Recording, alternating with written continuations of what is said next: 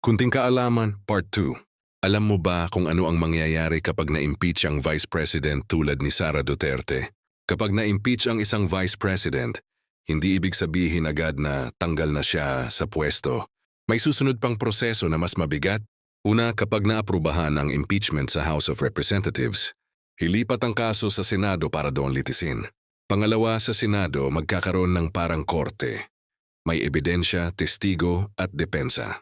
Pangatlo, kailangan ng 2-3 boto ng mga senador para mapatalsik ang Vice President. Kung kulang ang boto, mananatili pa rin siya sa pwesto. Pang-apat, kung sakaling mapatalsik ang Vice President, maghahanap ang Pangulo ng kapalit na bagong Vice President. Panglima, ang bagong Vice President ay kailangang aprubahan ng Kongreso bago tuluyang maupo. Sa madaling salita, mahaba at komplikado ang proseso. Hindi ito basta-basta natatapos sa isang desisyon lang.